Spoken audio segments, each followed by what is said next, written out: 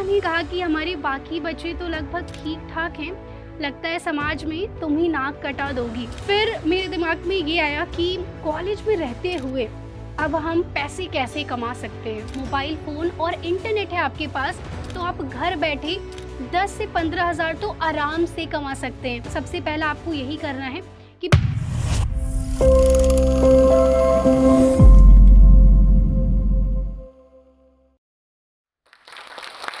नमस्ते everyone, I am Saumya. I am a software engineer और एक एंटरप्रेन्योर भी हूँ। तो शुरुआत के काफ़ी सारे जो साल हैं, वो बिहार में बीते। बिहार में गवर्नमेंट स्कूल केंद्रीय विद्यालय था, वहाँ से मैंने पढ़ाई करी और शुरुआती दौर में बिल्कुल ज़ीरो थी पढ़ाई में, बिल्कुल मन नहीं लगता था और कोई भी चीज़ें पढ़ाई-लिखाई, चाहे वो जैसे 2 का टेबल, 3 का टेबल या फिर पोएम हो गया, कुछ भी चीज़ें याद नहीं रहती थी। पेरेंट्स बड़े परेशान थे कि she is not at all good in studies, ऐसे कैसे काम चलेगा? पापा ने जो 2-3 बातें बोली, वो कहीं न कहीं बहुत ज़्यादा मुझे महसूस हो गई। उन्होंने कहा कि हमारे बाकी बच्चे तो लगभग ठीक-ठाक हैं, लगता है समाज में तुम ही नाक कटा दोगी। और मैं इतना रोई उस दिन और ये बात मुझे काफ़ी चुभ गई और मैंने सोचा कि अब से ही सही, पर मुझे काफ़ी मेहनत करनी है, काफ़ी परिश्रम करना है और पेरेंट्स को प्राउड फ़ील कराना है। पर ये सब करते-करते भी 12th क्लास में भी आई बिकेम द टॉपर, 93% आया था एंड अपने स्कूल की, अपने बैच की सेकंड शिफ्ट की टॉपर थी, साइंस स्ट्रीम ली थी मैंने। अब इसके बाद क्लैरिटी नहीं थी क्या करना चाहिए, क्या नहीं करना चाहिए।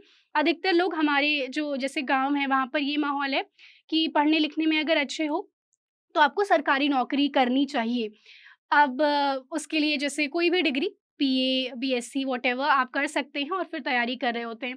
पर मुझे कहीं न कहीं साइंस, मैथ्स इन सब में बहुत इंटरेस्ट था। तो मैंने पेरेंट्स से कहा कि शायद इंजीनियरिंग मेरे लिए सही रहेगा। So I got into a good college NSIT west campus में गई। फिर मेरे दिमाग में ये आया कि कॉलेज में रहते हुए अब हम पैसे कैसे कमा सकते हैं? तो मैंने नेट पे सर्च करना चालू कर दिया कि भाई एक कॉलेज का जो स्टूडेंट है, एक इंजीनियरिंग का जो बच्चा है, वो किस-किस तरीकों से पैसे अर्न कर सकता है। पर कुछ नहीं पता था कि इन सब फ़ील्ड में आगे कैसे बढ़ना है, कैसे बनना है ये सब कुछ, ठीक है? तो स्टार्टिंग में जो चीज़ें समझ आईं जैसे कि कंटेंट लिख कर अगर किसी के लिए हम कुछ व्लॉग लिख दें या फिर कुछ जो भी कंपनी है उसके लिए कुछ हम लिख दें तो हमें पैसे मिल सकते हैं। तो शुरुआत थोड़ी बहुत कंटेंट राइटिंग करके मैंने करी। बहुत कम पैसे आई थिंक पहली जो मैंने आर्टिकल लिखा होगा कुछ मात्र 3-400 मिला होगा पर एक स्टूडेंट के लिए बहुत ही बड़ी बात थी वो क्योंकि अपने दम पे अगर हम पहली बार कुछ कमाते हैं तो उसका मज़ा ही अलग होता है। तो कंटेंट राइटिंग की उसके बाद धीरे-धीरे मैंने प्रोग्रामिंग लैंग्वेज और ये सब कुछ क्योंकि इंजीनियरिंग कर रहे थे, तो कहीं न कहीं वो सारी चीज़ें करना भी ज़रूरी था और प्रोग्रामिंग लैंग्वेज सीखा, धीरे-धीरे खुद को स्किल अप करते गई। जैसे धीरे-धीरे मैंने हाई वैल्यू स्किल कुछ सीखना शुरू किया, जैसे ऐप बनाना, वेबसाइट बनाना, तो फिर मेरे दिमाग में आने लगा कि अगर ये मैंने स्किल सीख ली है, तो इसके माध्यम से हम अच्छा पैसा किस प्रकार कमा सकते हैं। और इसके लिए फिर मैंने क्लाइंट्स ढूँढने शुरू किए और क्योंकि सोशल मीडिया पर मैंने अपना पेज बनाया हुआ था, प्रोफ़ाइल बनाया हुआ था, जैसे लिंक्डइन हो गया, अगर आपको जॉब चाहिए तो लिंक्डइन एक बहुत ही अच्छा प्लेटफ़ॉर्म है, जहाँ से आपको काफ़ी सारे जॉब, इंटर्नशिप, क्लाइंट्स सब कुछ मिल सकते हैं।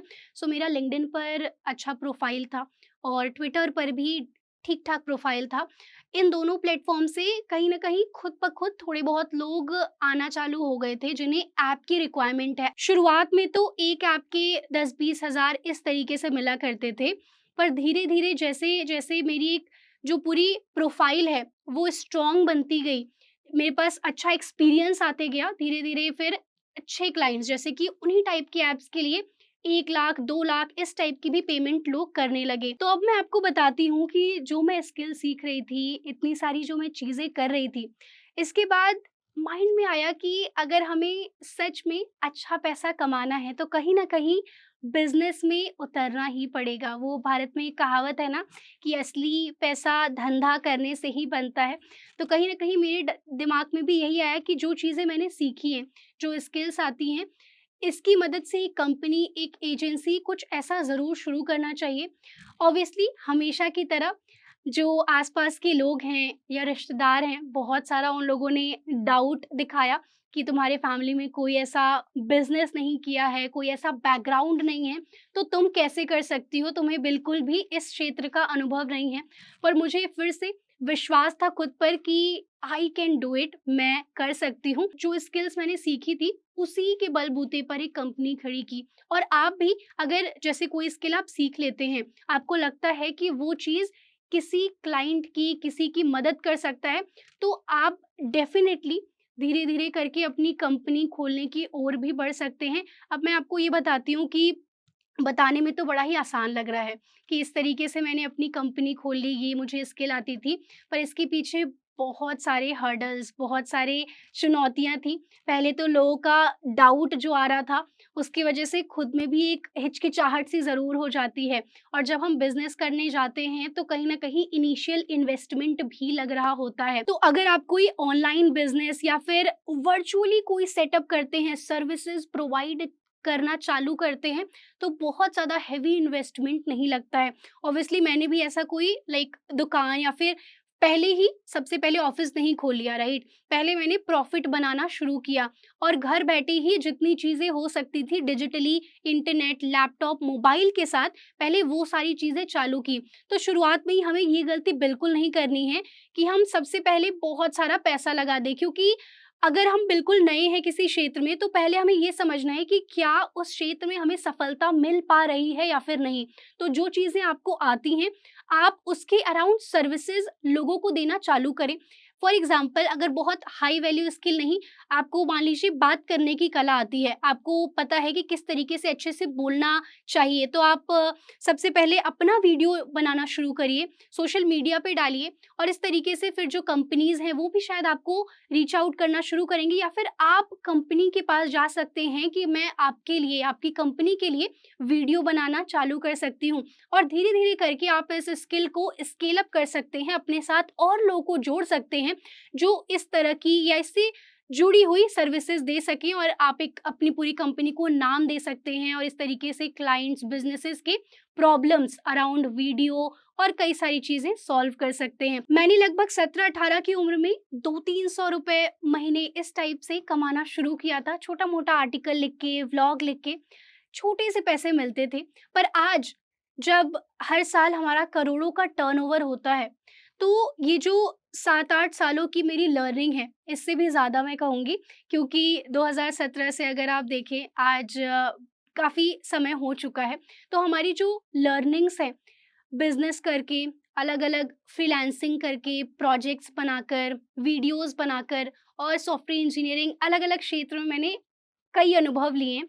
अगर आपको आज के समय में अपना खुद का बिज़नेस या फिर खुद से कमाना शुरू करना है, तो आप डेफ़िनेटली कर सकते हैं। आपको सिर्फ़ चाहिए लैपटॉप या फिर मोबाइल फ़ोन भी चलेगा। मोबाइल फ़ोन और इंटरनेट है आपके पास, तो आप घर बैठे 10 से 15,000 तो आराम से कमा सकते हैं। सबसे पहला आपको यही करना है कि बैठकर एक लिख लेना है, किस क्षेत्र में आप अपना करियर बनाना चाहते हैं। अगर आपके माइंड में कोई क्लैरिटी नहीं आ रही, तो मैं कहूँगी आप वीडियो से ही शुरुआत कर सकते हैं। आप वीडियो बनाना चालू कर सकते हैं, अपना यूट्यूब चैनल खोल सकते हैं।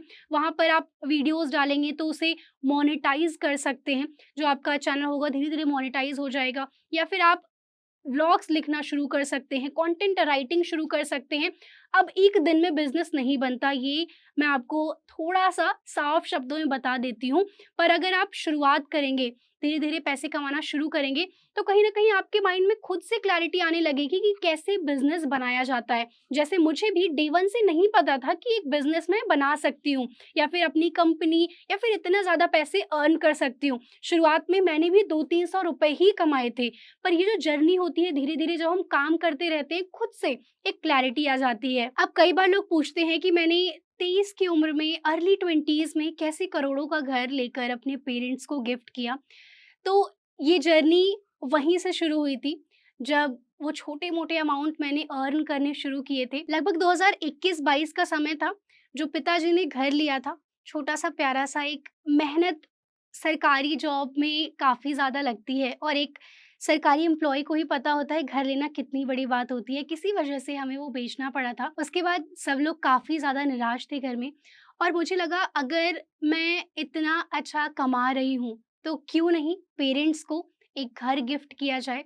और इस बार मैंने सोचा कि कोई ऐसे छोटा-मोटा नॉर्मल काम चलाऊ नहीं, एक बढ़िया-सा लग्ज़री हाउस गिफ्ट करते हैं and that's when I gifted 1.5 crore का घर to my parents in early 20s। सबसे ज़्यादा इमोशनल मम्मी और पापा ही हुए थे।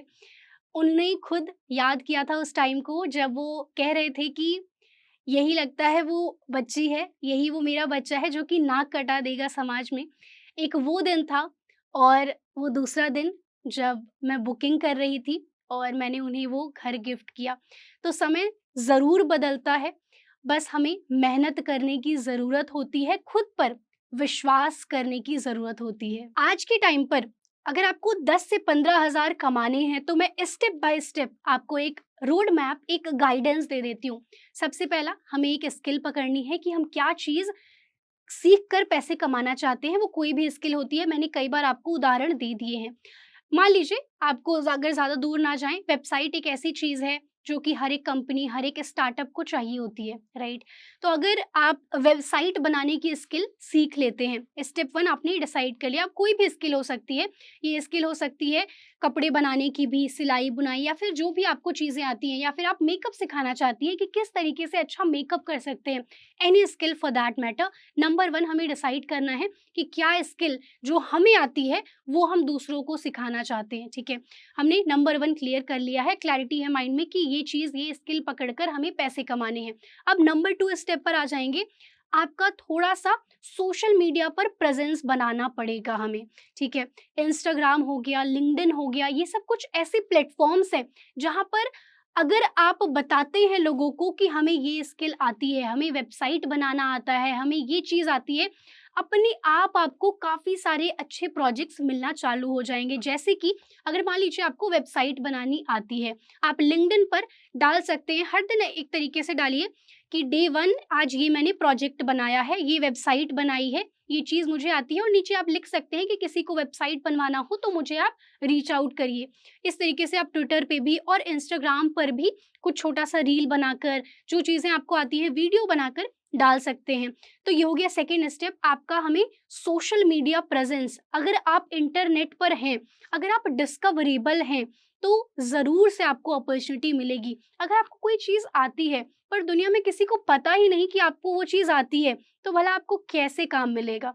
और आज का जो समय है, सोशल मीडिया पे हर कोई है, तो अगर आप गलती से भी किसी के फीड में चले गए, मान लीजिए मुझे चाहिए एक वेबसाइट, आपको आती है वेबसाइट बनानी और मैंने देखा कि हाँ भाई ये पर्सन है, इनको ये चीज़ आती है, तो कहीं न कहीं मैं खुद आपके पास आऊँगी कि ये चीज़ की मुझे रिक्वायरमेंट है, क्या आप कर सकते हैं? तो सेकंड स्टेप आपको बहुत ध्यान से अपना इंस्टाग्राम और यूट्यूब, लिंक्डइन सब कुछ बना लीजिए और वहाँ पे जो चीज़ आपको आती है, आप उसके बारे में डालना चालू कर दीजिए। कोई भी स्किल हो सकती है, छोटी-बड़ी कोई स्किल नहीं होती क्योंकि हर एक चीज़ की डिमांड होती है।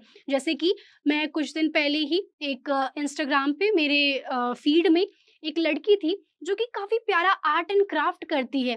किसी भी चीज़ को अगर आप उसे दोगे, कोई पुरानी चीज़, कोई जैसे गुलाब हो गया, काफ़ी स्पेशल पर्सन ने दिया है आपको और आप उसको प्रिज़र्व कराना चाहते हो, कुछ स्पेशल बनवाना चाहते हो, तो वो बहुत सुंदर तरीके से पूरा डिज़ाइन करके आपको दे सकती है। मैंने खुद उसे मैसेज किया क्योंकि मेरे फ़ीड में उसका वीडियो आया कि मैं इस तरीके से चीज़ें कर सकती हूँ। मैंने उसे मैसेज किया कि मेरे पास ये चीज़ें हैं, मैं चाहती हूँ कि आप इसका एक प्यारा-सा आर्ट बनाकर मुझे दे दें।